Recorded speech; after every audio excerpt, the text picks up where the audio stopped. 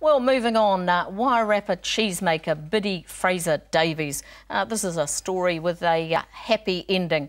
She was closed down by the Food Safety Authority because she wasn't displaying the necessary certificates in her small-scale cheesemaking business. But now she's satisfied the bureaucrats. But is this sort of thing going to happen again? It's bureaucracy gone mad, Karyn, isn't it? Yeah, I must admit, I don't personally know much about this one, but yeah, I'm sure that's what she'd say. And do you think there are other New Zealand food businesses who are in a similar situation? They're struggling to get going, and then suddenly they find themselves clobbered by regulations that seem set to put them out of business. I'm sure there's an awful lot of food businesses who would say exactly that, yes, absolutely. Yeah, you'd agree with that, would you, Neville, I certainly from your would. Involvement in food industry writing? Yes, and yeah, obviously if it's a commercial type of operation, it has to have safety standards, and most of them can do that. But I think cheese, in France is how many different varieties, more than there are people just about.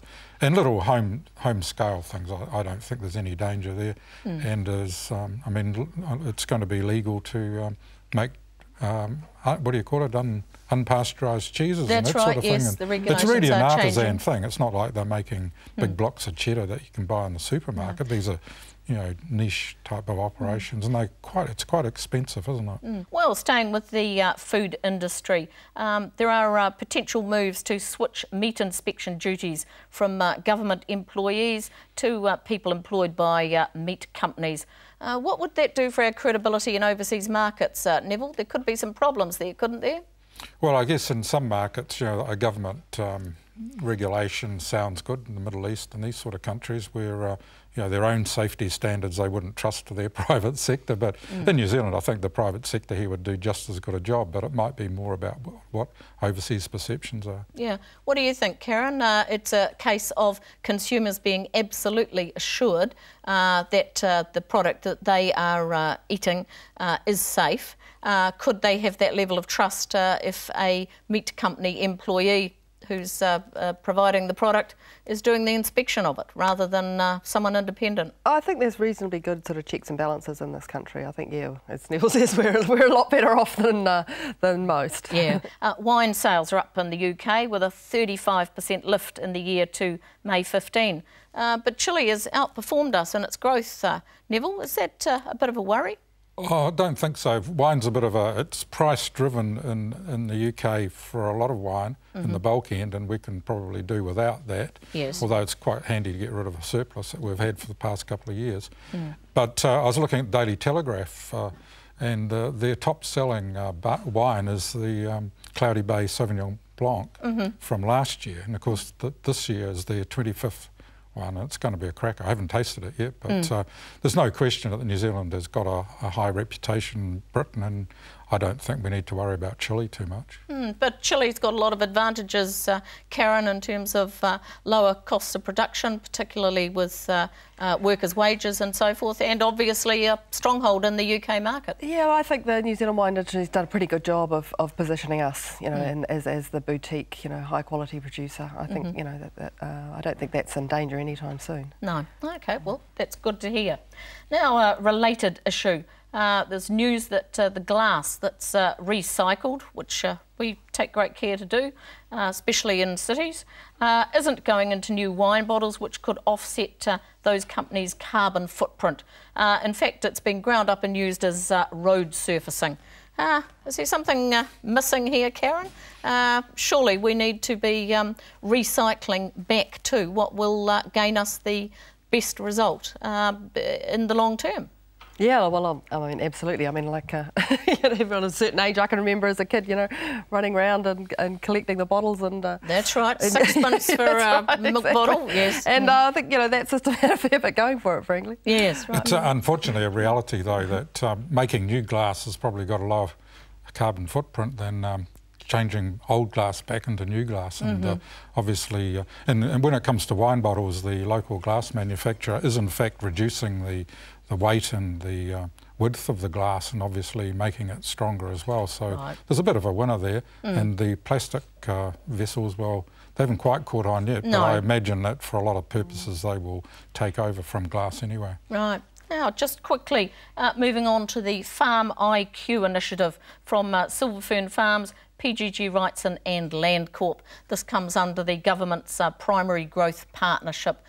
Is this the pasture to plate scenario that's been talked about for a long time, Well, it's Nevil? certainly been talked about for a long time, and there's plenty of easy solutions to this, and the companies know what they're doing. They've got the marketing, they've got the infrastructure there, and then it's just really a matter of giving the consumer what they want and then getting on with it. There certainly seems to be farmer support so far, and the government seems to have really got up ahead of steam with the PGP initiative, doesn't it? Well, there's nothing like a little subsidy from the government to knock a few heads together, is it? Right, lowers the cost of eggs a little bit. I'm not really in favour of subsidies, but in some cases it's something kicks it off and gets it going. But yeah, no, bring it on, yeah. Good. We'll look for more from this. Yeah, good bum.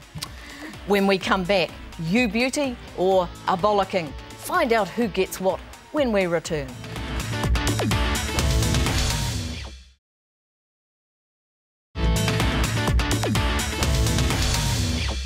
Welcome back to Straight Talk. Time to find out who gets a big bouquet and who gets a bollocking. Well, what do you have for us this week, Karyn? I've got a 2 in 1 actually. I think the bouquet this week, the woman who developed the fabric for Starbucks. Yes, the Wojo. Yeah, yes. Great publicity and well deserved. Yeah, and obviously this is it's a great deal. The brickbat. Sorry, I'm just not sure about that name. Wojo doesn't do it for me. Far too much like Flojo for my liking. Ah, okay, but it's woe for the wool, isn't it? Yeah, I mean it's kind of clever, but yeah, maybe a bit too clever. I thought what for do a you minute think, you Nevil? might talk about the quality of the coffee at Starbucks. no, that's a whole other story. Yeah, well, it is sort of the place where you go to have a coffee if you don't when really you're not worry having about coffee. That's right, indeed. Yeah. So, is it a good linkage in that way? Oh, absolutely. I mean, who wouldn't want to do a deal with Starbucks? Yeah, no, for sure. No, great deal. Right. What do you think, Nevil?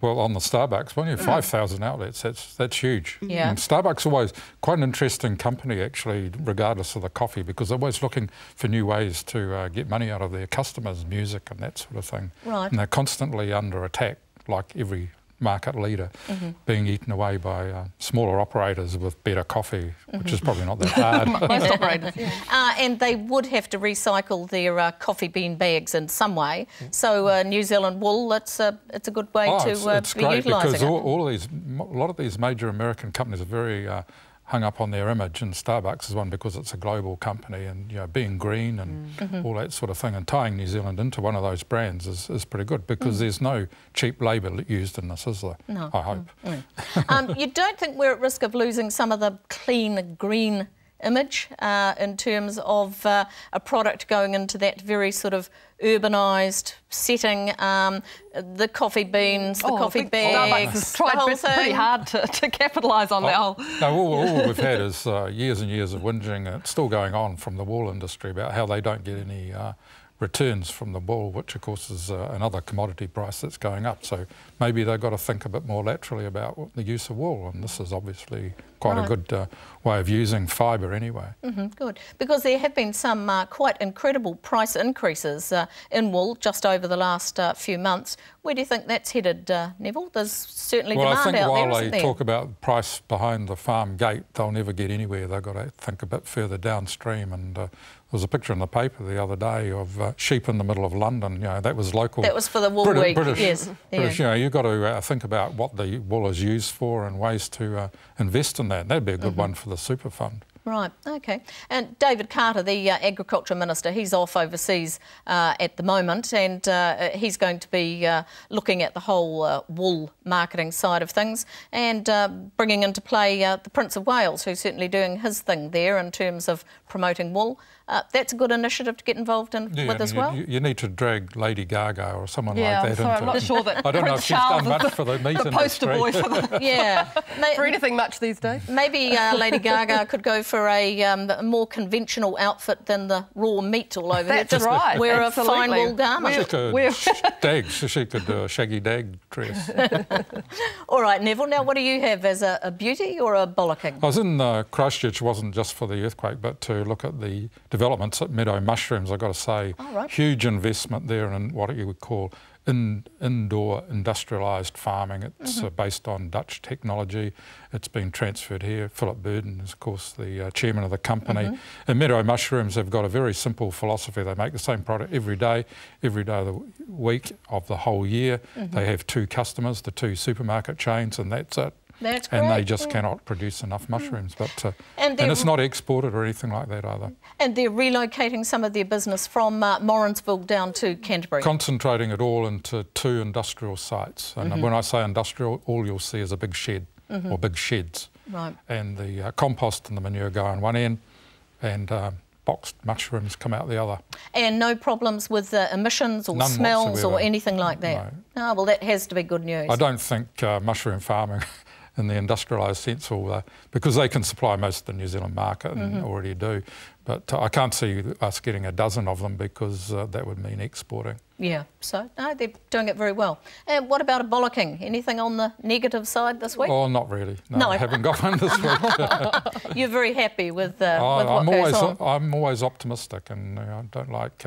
I don't think there's anything really negative going on in New Zealand, other than a lack of get up and go. And I think the government is being a little bit complacent in a number of areas where business investment's needed, and a little bit of cheerleading needed too. Right. Do you think some of that cheerleading might come with the super city, as we see what falls into place there? The rest of New Zealand will be looking to catch up. Again, that was a very good idea, but badly implemented so far, and it's resulted in Auckland getting a left-leaning council, but without a clear mandate to or any policies that I can see other than public transport. And of course we can't really afford a lot of the projects that are being put up. Oh, well, we'll just have to wait and see what policy development work goes on in the near term.